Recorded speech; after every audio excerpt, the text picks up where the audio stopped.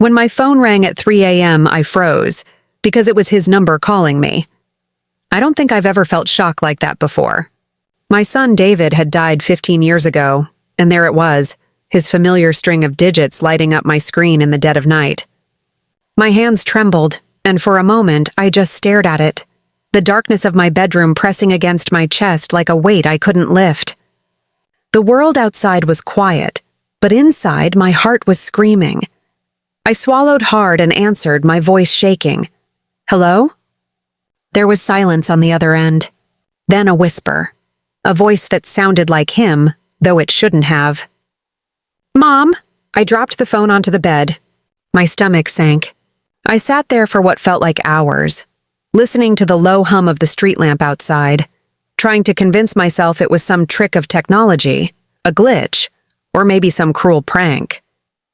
But the number, the same one I had memorized, the one I had clutched onto the night he was taken from us, was undeniably his.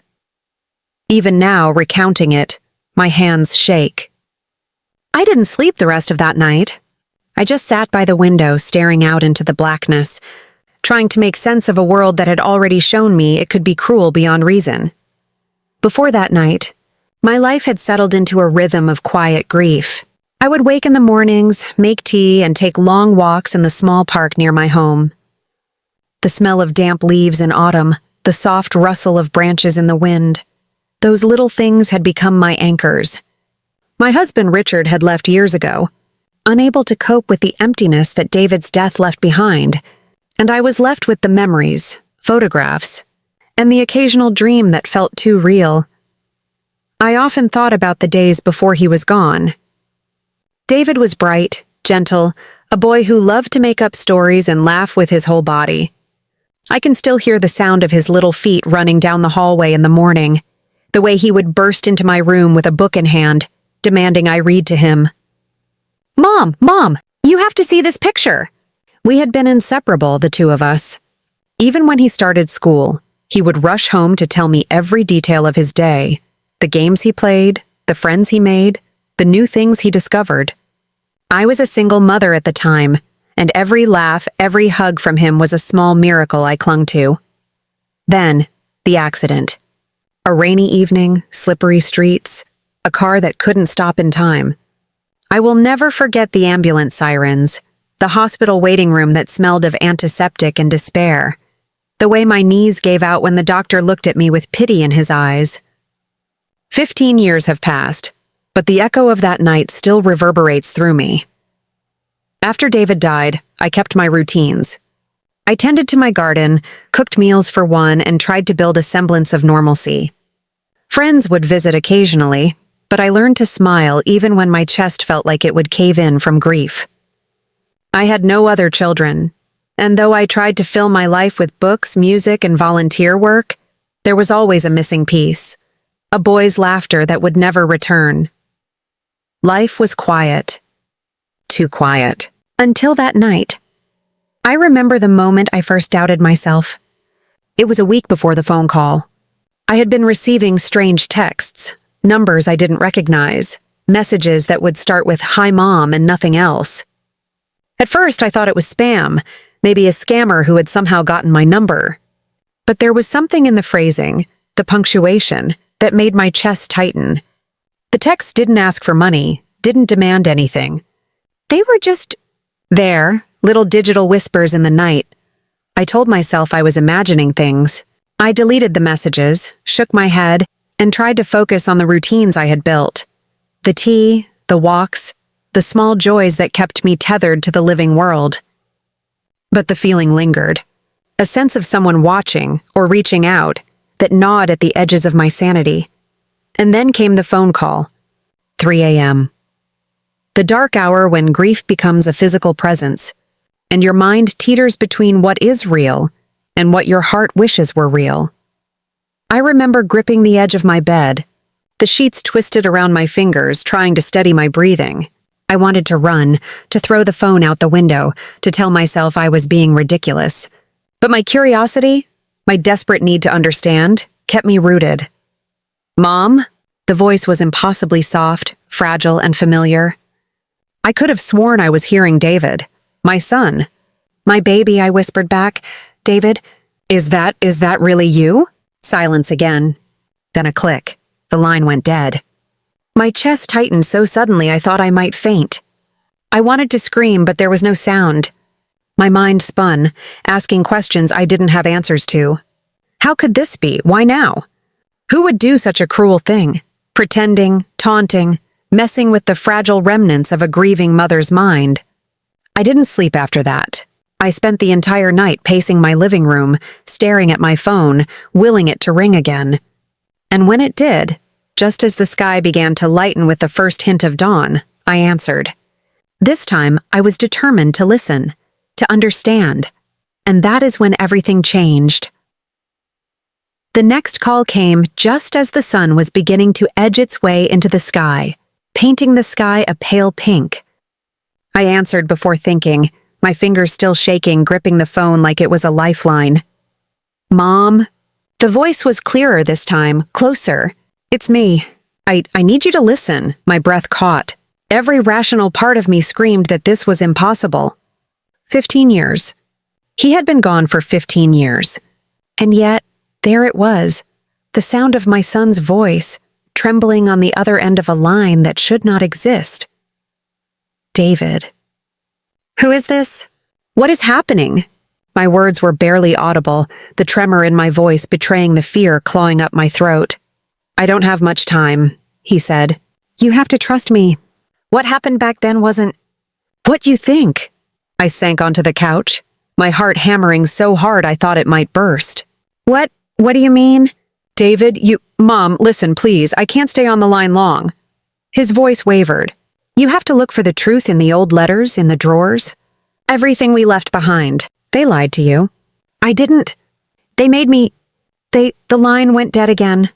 I sat there frozen, phone clutched to my chest. I wanted to scream, to cry, to throw everything across the room. Instead, I just held on to the words. They lied to you. I didn't know what to do.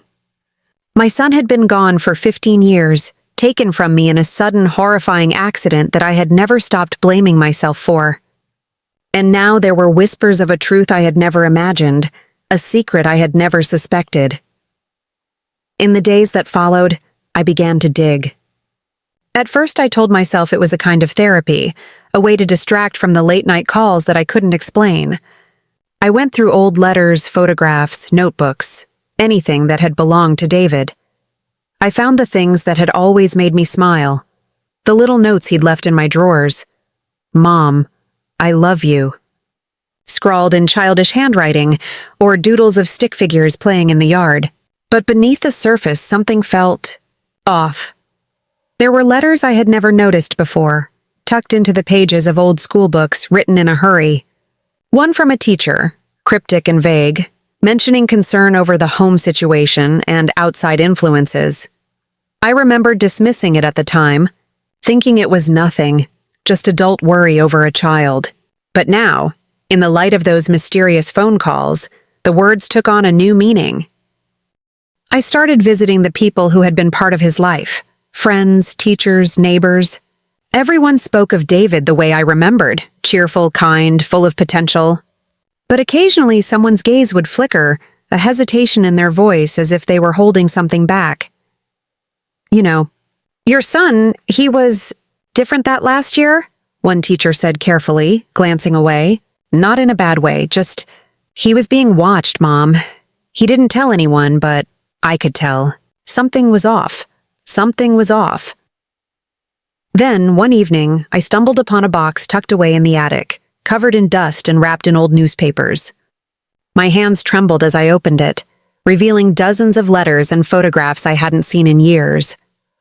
Some were ordinary birthday cards or school achievements, but a few were different. Personal notes, scribbled in a small, precise hand that I instantly recognized as David's. But these weren't happy or innocent. They were fearful.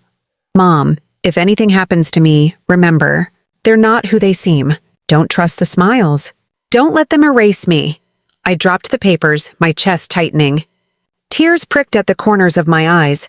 I read and reread the letters, trying to understand. Who was he talking about? Who had taken him away from me, and why hadn't I seen it before? The discovery made everything painfully clear. There had been someone, some people, influencing David's life in ways I had never realized. I had assumed the accident had been just that, an accident. A tragic twist of fate, but these letters suggested something far more deliberate, more cruel. The weeks that followed were a blur of sleepless nights and obsessive investigation.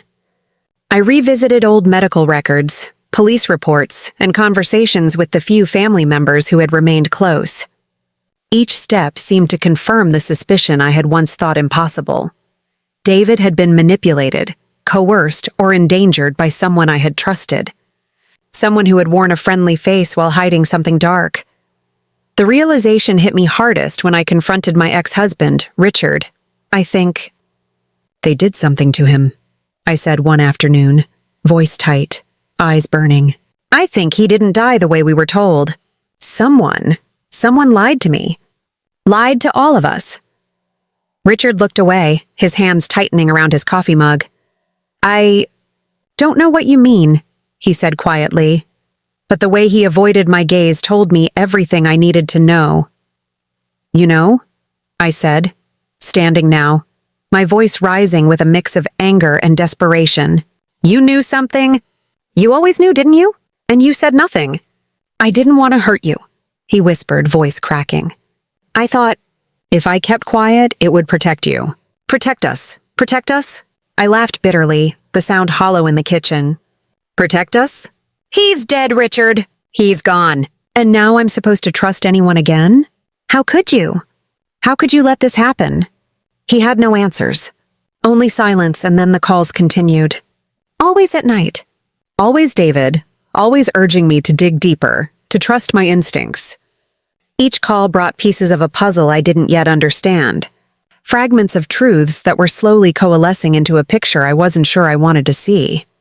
One night, I found a photograph tucked into an envelope with no return address. It was David smiling, but not at the camera. He was looking at someone just out of frame, a figure I didn't recognize. And in that same envelope, a note. Mom, you have to see this. Don't trust them. Find the truth. I couldn't sleep after that.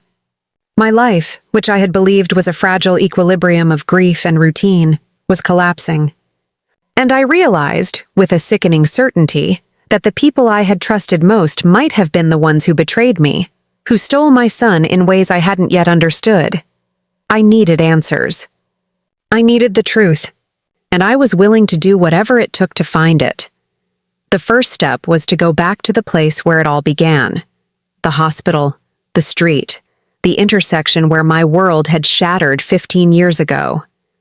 I remember standing there, the rain-slick pavement glistening under the flickering streetlights, my hands trembling as I traced the exact path David had walked that evening. It was as if the city itself remembered him, the scent of wet asphalt and the faint smoke of distant chimneys carrying me back to that night. I spoke to anyone who might remember, from old paramedics to shopkeepers who had seen him walking home. I learned things I had never known, small details that didn't add up with the story I had been told. There were gaps in the timeline, odd reports that had been dismissed at the time, and an absence of witnesses in places where there should have been plenty. And then came the breakthrough. A neighbor, an elderly woman named Mrs. Whitaker, remembered seeing a car following him that evening. A car that slowed down, then sped away after he passed. At the time, she had thought it was nothing, but now, in the context of the phone calls and the letters, it was terrifyingly significant. They were watching him, I whispered, clutching my notebook. They were always watching, Mrs. Whitaker nodded solemnly. Yes, dear. I remember. I didn't think it was my business then. I thought you were too grief-stricken to hear it, too fragile. But now, her eyes filled with tears. Now I hope you find the truth. I left her house with my hands shaking, clutching the old notebook she had lent me, filled with her observations. Every page felt like a breadcrumb leading me closer to something I had feared all along. Someone had taken my son. Not physically, perhaps, but in every other way that mattered. His life had been controlled, his trust exploited, his future stolen. It wasn't just strangers either. Slowly, painfully, I realized that betrayal had seeped into the very people I had counted on. Family friends who smiled in my living room, neighbors who waved as if everything were normal, even Richard. Every conversation, every vague excuse from 15 years ago suddenly rang false. Every moment I had dismissed as coincidence or bad luck had been carefully orchestrated. I remember the first confrontation vividly. I had tracked down one of the people David had mentioned, an old family acquaintance, someone who had been close to both of us. I found her at a quiet cafe, the smell of roasted coffee beans filling the air, the soft hum of morning chatter around us. "You knew something, didn't you?" I asked, my voice steady despite the storm inside me. "You knew what was happening to David and you did nothing." She sipped her coffee slowly, her eyes cold and calculating. "I didn't want to believe it either," she said softly. "You have to understand. Sometimes the truth is heavier than any of us can bear. I thought keeping quiet would protect him." "Protect you? Protect him?" I laughed bitterly. "He's dead. He's been gone for 15 years. And I'm supposed to thank you for keeping secrets?" She didn't answer. She just stared at me, and in that silence, I understood something I had not wanted to face. The betrayal wasn't just cruel, it was calculated. Each lie, each omission, had been intended to manipulate, to control. By the end of that week, I had compiled a small dossier, a collection of letters, photographs, and recorded conversations. I felt as though I were holding pieces of David in my hands, fragments of a life that had been stolen from him and, by extension, from me. I spent hours poring over each detail, trying to connect dots, to understand the network of deception that had been hiding in plain sight. And then came the hardest moment, realizing that Richard had been involved more than I could have imagined. I confronted him again, this time with evidence. "Look at this," I said, slamming the notebook onto the kitchen table. "These letters, these messages, they point to you. You knew who was involved? You let it happen." Richard's face went pale. He ran his hands through his hair, his voice shaking. I didn't know how to stop it. I tried. I tried to do what I thought was right. I didn't want to lose you, Mom. I thought if I handled it quietly, it would all resolve. I never imagined it would end like this." "End like this?" I shouted, tears streaming down my face. "You mean with my son dead and me living in this nightmare for 15 years? He didn't answer. He couldn't. And in that silence, I felt a resolve forming inside me, an unyielding determination to see this through, to uncover every truth, no matter how painful. The next step was to reach out to those who had witnessed or had knowledge of the events surrounding David's last days. I spent days on the phone, writing letters, even visiting people in person. Each encounter brought fragments of truth, pieces that were both horrifying and illuminating. One by one, the puzzle came together. There had been individuals who resented David's potential, who saw him as a threat to their own agendas. They had manipulated him, coerced him, and created circumstances that ultimately led to the accident. Or at least, the version of it that had been reported to me. With each revelation, the weight on my chest lifted slightly, replaced by a burning determination. This wasn't about revenge. It was about truth, justice, and reclaiming the narrative of my son's life. He deserved that. I deserved that. Then, one late evening, the final piece of the puzzle appeared. A lawyer contacted me, claiming they had information about a hidden investigation that had never been disclosed. Documents, testimonies, and police records that had been sealed or ignored. The depth of the betrayal was almost too much to bear. The system itself had failed, manipulated by those who had wanted to keep David's story hidden. I sat in my living room, the papers spread around me like a map of grief and deceit, and finally allowed myself to cry. 15 years of anger, sorrow, confusion, and fear poured out in silent, shuddering sobs. I let the tears come, for in those tears was a release I had not allowed myself in all the years since his death. And through that grief, I felt something else, an ember of strength, of purpose. I would not let this end in silence. I would not let my son's story be buried under lies. I would bring the truth to light, piece by piece, with patience and courage. I knew the first step toward action had to be careful. This wasn't about blind revenge or letting my anger consume me. It was about exposing the truth, holding the guilty accountable, and honoring David's memory. I started by organizing everything I had gathered over the past weeks.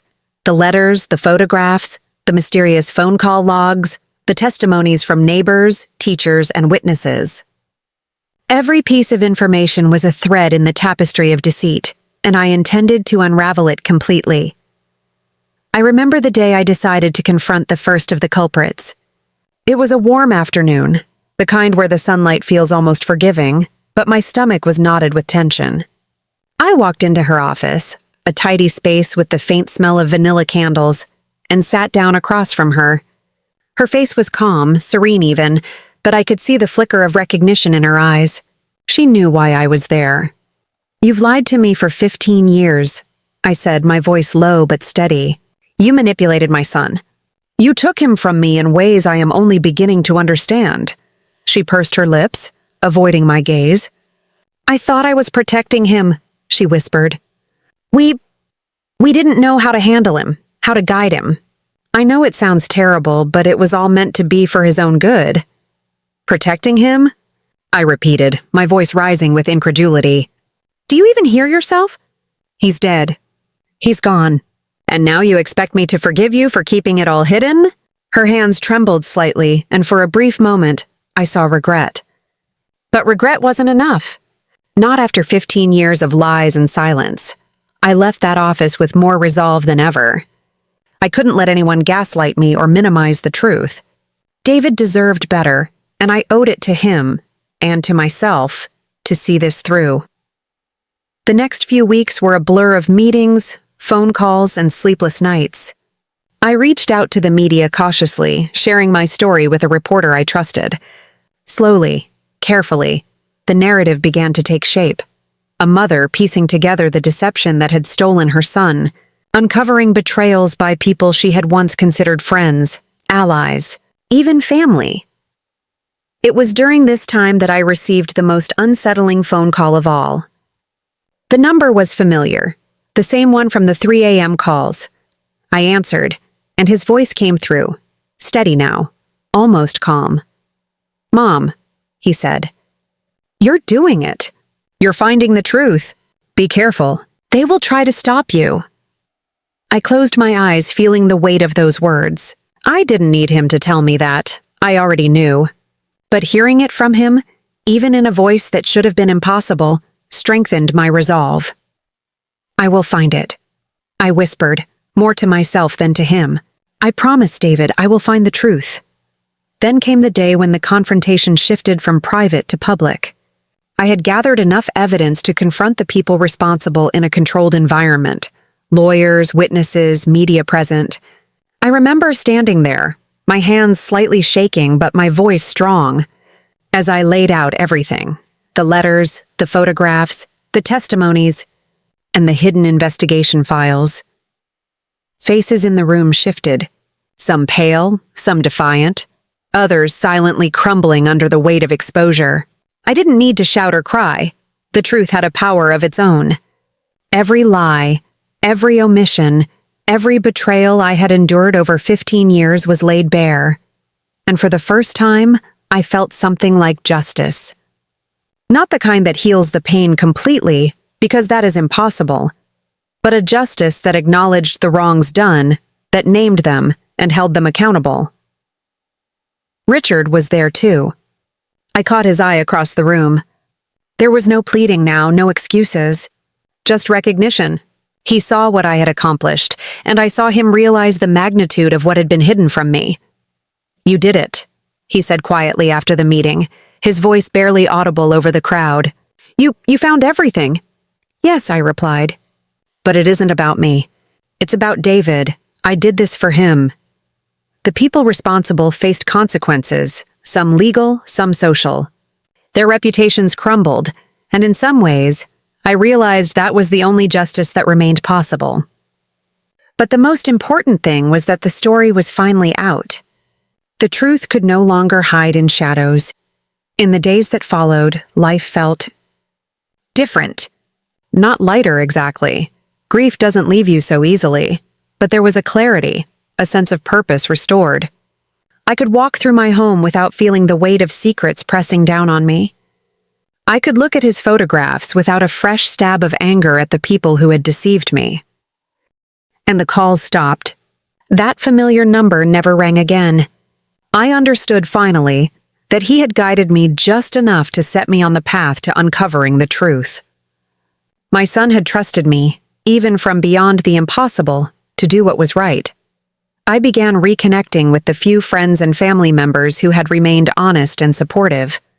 Slowly, the routines that had once been comforting in their silence began to hold warmth again. I started cooking meals for myself with care, tending to my garden with renewed energy, and even laughing at small things again. Like the faint echo of David's laugh when a bird landed on the bird bath in the morning. The process of healing was neither quick nor easy. There were nights when I would wake, reaching for the phone, half expecting him to call again. There were moments when the emptiness returned with a force that almost knocked me off my feet. But I faced it differently now.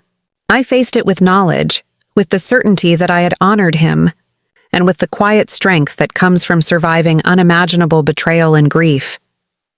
Through it all, I learned something profound, that even in the darkest moments, when those you trust most fail you, there is still a path toward truth and peace. Even when life seems to have abandoned you, there is a way to reclaim it, step by step. The weeks that followed the public confrontation were a strange mixture of relief and exhaustion. I no longer had to carry the burden of hidden truths alone, but the cost had been high. 15 years of lies and silence had left scars that would never fully fade. Yet, there was something grounding in the clarity of justice, the knowledge that those who had manipulated and deceived my son, and by extension me, could no longer hide behind smiles or excuses. I began to piece my life together, small step by small step.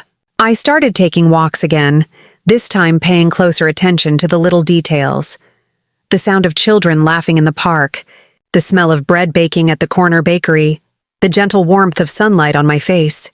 These small moments became my anchors, reminders that life, even after unimaginable grief, still had tenderness in it. And then, one evening, something unexpected happened. I received a letter in the mail, handwritten, no return address. My hands shook as I tore it open. Inside was a note in David's handwriting, one I hadn't seen since he was a child. Mom, you found the truth. I'm proud of you. Always trust your heart and never stop fighting for what's right. I'm always with you, I cried then, silently, letting the tears fall freely.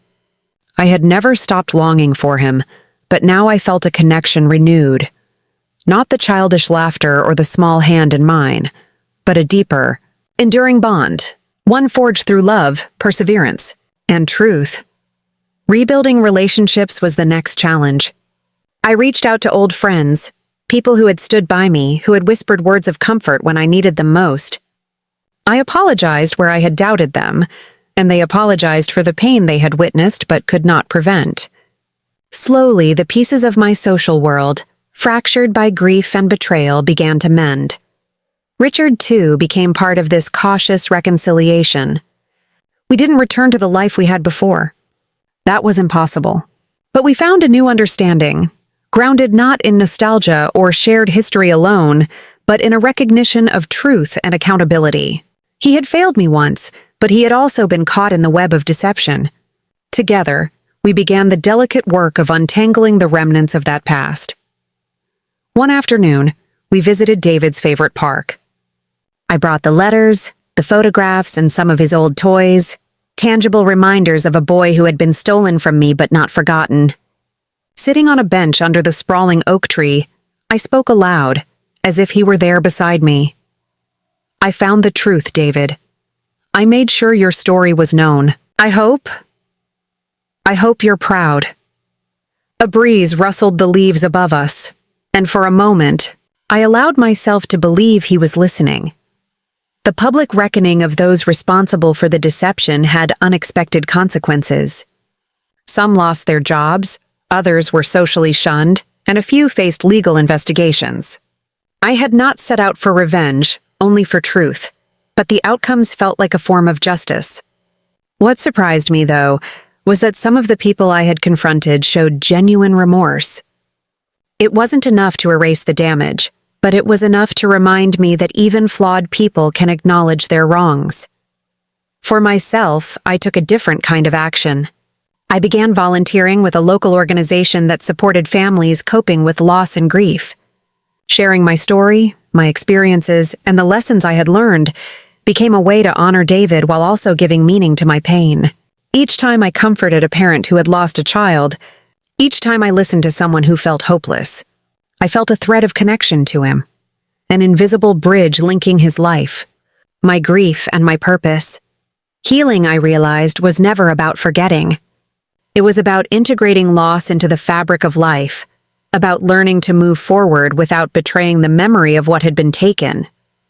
I began writing again, keeping journals filled with memories, reflections, and, most importantly, gratitude for the love that had endured despite loss and betrayal. I planted flowers in David's memory in my small garden. Bright marigolds, his favorite, along with delicate bluebells that swayed gently in the wind. Each morning, I watered them, spoke to them, and imagined him running through them, laughing like he used to. The act of nurturing life in his memory became symbolic of the way I was rebuilding myself, carefully, intentionally, and with love.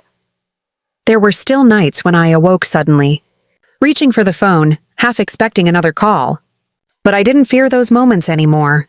I had faced the deception, uncovered the truth, and honored David's memory in ways I hadn't thought possible. I had discovered that strength doesn't come from avoiding pain. It comes from confronting it, from sitting in it, from turning grief into action. I also realized something else. Forgiveness wasn't about absolving the guilty, nor was it about erasing the past. It was about releasing the hold that anger and resentment had over me, about reclaiming my own life, and about creating space for peace, however fragile it might feel. I had done that in my own way, step by step, letter by letter, and phone call by phone call. And through it all, one thing remained clear. David had left me with a gift. His life, though tragically short, had taught me resilience, courage, and the enduring power of a mother's love. 15 years of grief had seemed endless, but they had also shaped me into someone who could face unimaginable pain and still find a path forward. The most important lesson, I realized, was that truth has a way of surfacing, no matter how deeply it is buried.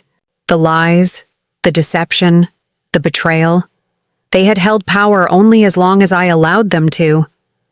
By seeking truth, I reclaimed not only my son's story, but my own agency.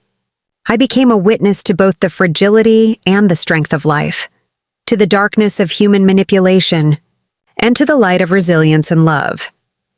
Now, when I sit quietly in my home, listening to the wind rustle the trees outside, I can smile, not in a way that erases grief, but in a way that honors memory, acknowledges survival and embraces the quiet, enduring presence of love that never truly leaves us. After the confrontation and the partial healing, life returned to a fragile rhythm, but my days were no longer defined only by routine. They were defined by purpose. I became more vigilant, more deliberate. Each morning, I would review any lingering clues from the past, any thread I hadn't pulled on yet, any detail that could reveal more about the people who had controlled my son's last days. It was during one of these late-night research sessions that I discovered a series of old voicemails. Hidden in the backups of our family phone, I hadn't thought to check them before. They seemed trivial, recordings from birthdays or small reminders. But something caught my eye. One voicemail, left just a few weeks before David died, contained a voice I didn't recognize, speaking quietly but firmly to him. "Remember, you do exactly as we say," it said. "No one can know. Not your mother. Not anyone." My hands shook as I replayed the recording. That voice, cold, authoritative, was a piece of the puzzle I had never truly held before. I realized that my son had been under influence long before the accident. manipulated by someone who had seen his potential and sought to control it. The implications were staggering. Someone had actively set up circumstances that would isolate him, weaken him emotionally, and ultimately put him in danger. My grief, my anger, and my determination intensified. I had uncovered only a fraction of the web. The rest had to be unraveled. I began revisiting the places he had frequented. His school, the park where he liked to read, the library he often stayed in for hours. Everywhere I went, I asked questions gently, listening carefully to the small hesitations in people's voices. Sometimes it was just a shrug, a sigh, or a nervous glance, but I learned to trust those small signs. One afternoon at the library, a woman approached me quietly. She introduced herself as a former volunteer tutor who had worked with David during his last year. Her hands trembled as she handed me a folder of papers. I didn't know who else to give this to, she said softly.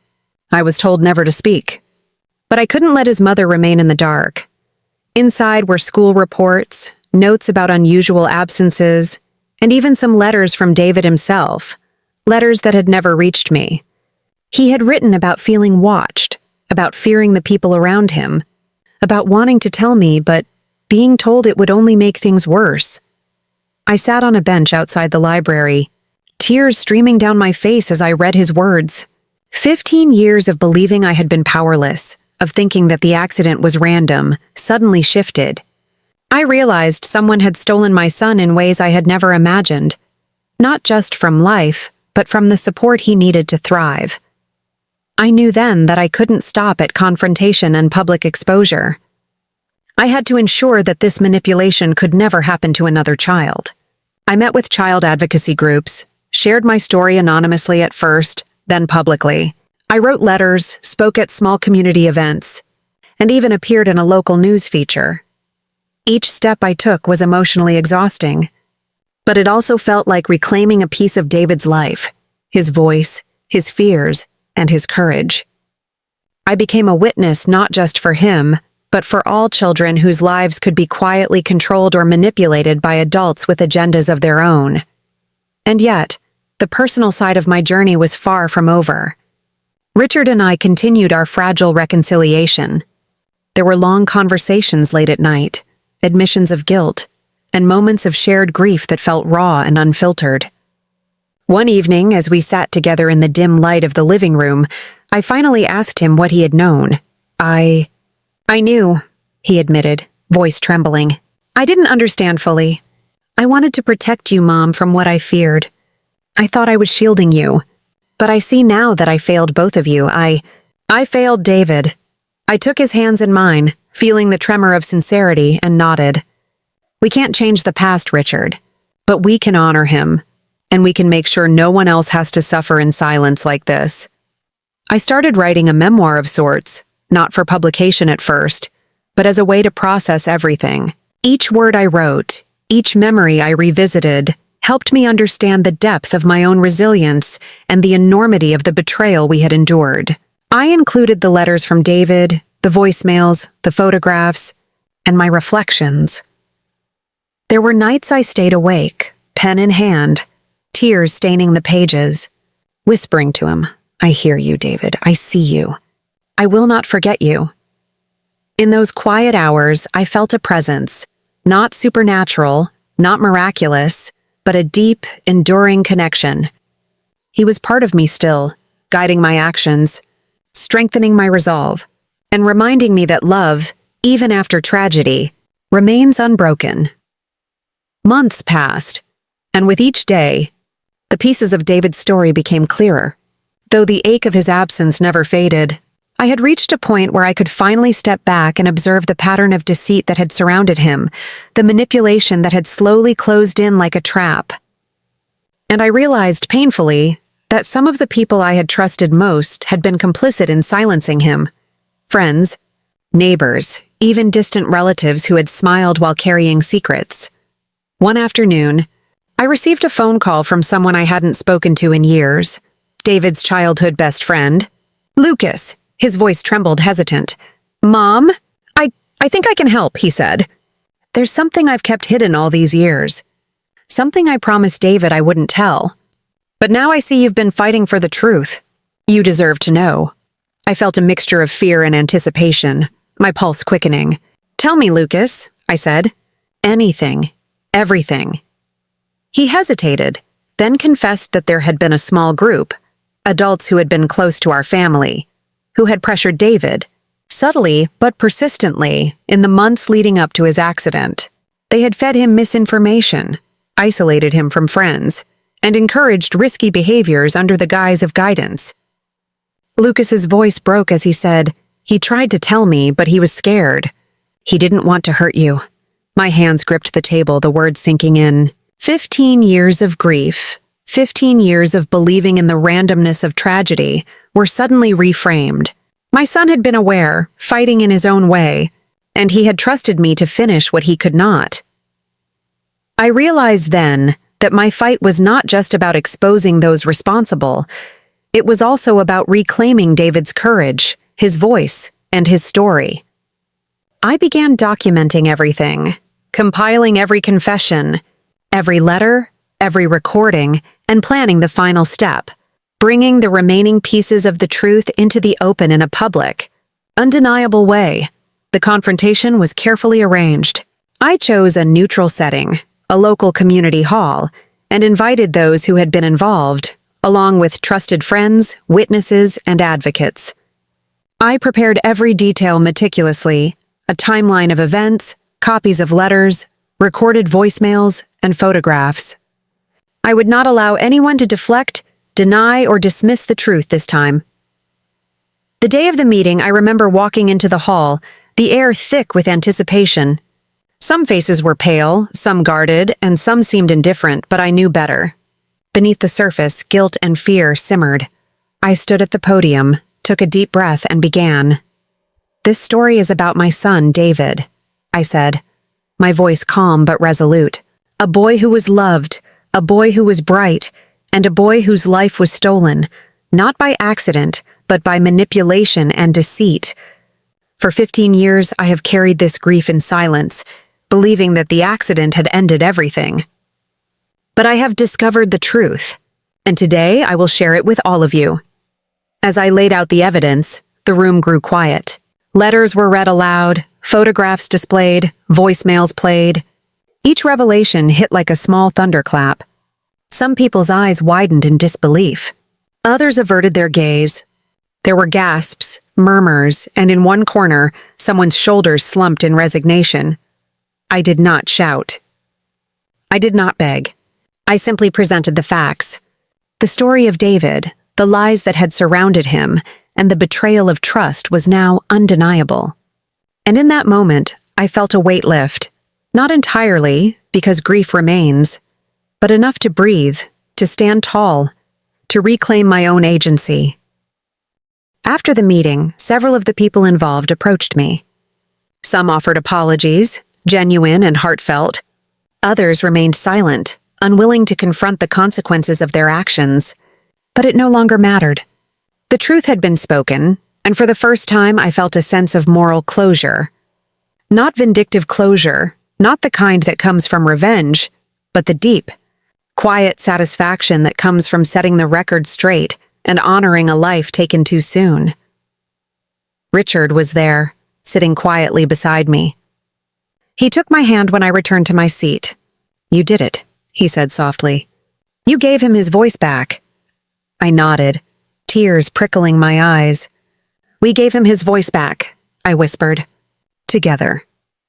In the weeks that followed, the community began to acknowledge the truth. Some of the perpetrators faced social and legal consequences. Some relationships fractured irreparably, while others slowly began to rebuild with honesty as the foundation. And I began to live again, not as the woman frozen in grief, but as a mother who had fought for justice, for truth, and for her son's memory. I returned to my routines with new purpose. I tended my garden with care, cooked meals with attention to detail, and spent quiet evenings reading or writing letters in David's memory. I also dedicated time to helping other families, sharing my experience and encouraging vigilance and courage. Each act of kindness, each conversation, each story told became a tribute to David's life and legacy. The healing process was gradual but profound. I found strength in small rituals, lighting a candle on the anniversary of his death, planting new flowers each spring, and revisiting the letters and photographs that had guided me. I allowed myself to laugh again at the little things, birds singing outside my window, a child's unexpected joke in the park, the scent of fresh-baked bread from the bakery down the street. And through it all, I felt his presence, not in a supernatural sense, but in the echoes of memory, in the resilience I had discovered within myself, and in the courage I had inherited from the boy who had trusted me even when he could not speak for himself. Life, after the truth had finally been revealed, felt different, not lighter exactly, but clearer. The weight of secrets and lies that had hung over me for 15 years had finally lifted, leaving space for reflection, for memory, and, slowly, for hope.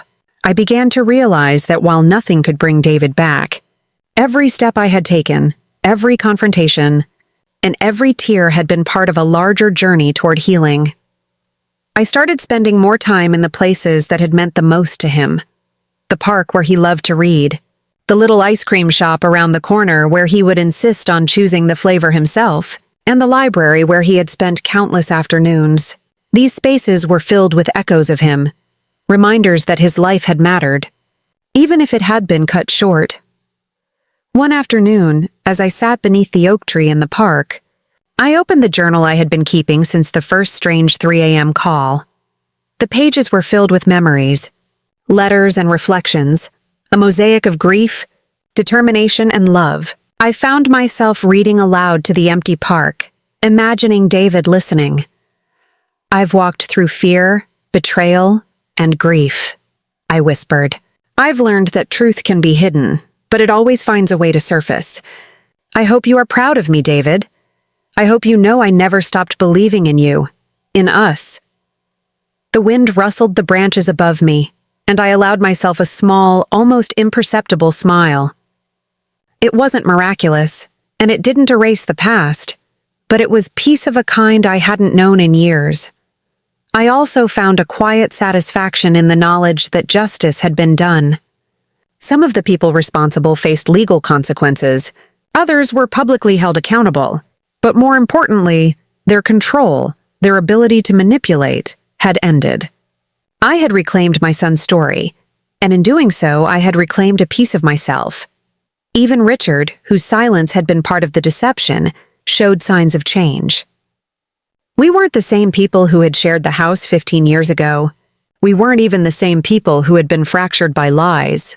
But we could sit together, share memories of David, and acknowledge the mistakes of the past. In our shared grief, there was now a fragile thread of understanding, a cautious but real reconnection. Healing, I realized, was not linear. Some days, grief would return with a force that took my breath away.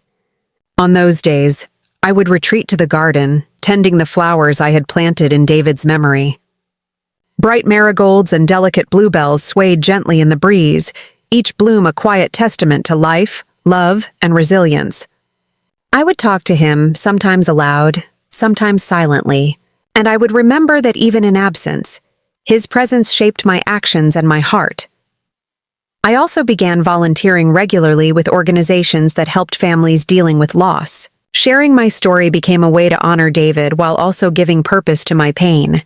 Each parent I counseled, each child I listened to, reminded me that life continues and that love, even after tragedy, is a force that cannot be erased. One quiet evening, I found myself sitting at the kitchen table, staring at an old photograph of David at age 12, smiling shyly at the camera. I traced the edges of the photo with my finger, feeling both the ache of absence and the warmth of memory. "I found the truth, David," I whispered. "I made sure no one could hide what happened. I've done everything I can for you, and I hope you feel it." The house was silent, except for the hum of the refrigerator and the faint rustle of wind outside. But in that silence, I felt him, not as a ghost or a phantom, but as a presence in memory, in purpose, in every act of courage I had taken on his behalf. I realized that moving forward didn't mean forgetting. It meant integrating his memory into my life, carrying him in everything I did, and using the lessons of the past to guide the future. It meant understanding that grief and love are intertwined, that loss is permanent, but so is the bond of family and the strength of the human heart. As the seasons changed, so did I. I allowed myself to enjoy the small moments, the sunlight glinting off the morning dew, the laughter of children playing in the park, the smell of bread baking in the oven. These simple, ordinary joys were now infused with meaning. They were reminders that life continues, even after unimaginable loss. I also reconnected with old friends, people who had stayed honest and loyal despite the chaos of the past. We shared stories, meals, and moments of quiet companionship. In these connections, I found a renewed sense of belonging, a reminder that even when life is fractured, the bonds we nurture can provide solace and strength. And so, after 15 years of grief, betrayal, and relentless searching, I found a fragile peace. Not the kind of peace that erases pain, but the kind that allows life to continue, guided by memory, love, and purpose. I understood that my son's life, though brief, had shaped me in ways I could never have imagined. His courage, his trust, and his spirit had guided me to uncover the truth, to confront betrayal, and to reclaim my own strength, and in that understanding, I discovered a profound lesson. Even when life is cruel, even when those we trust betray us, the human heart has the capacity to endure, to fight, and to heal. Would you have done what I did? Would you have pursued the truth even when it seemed impossible? Life is fragile and grief is heavy, but love and resilience, these are enduring. Share your thoughts and reflections in the comments, and remember, even in the darkest times, the truth can set us free.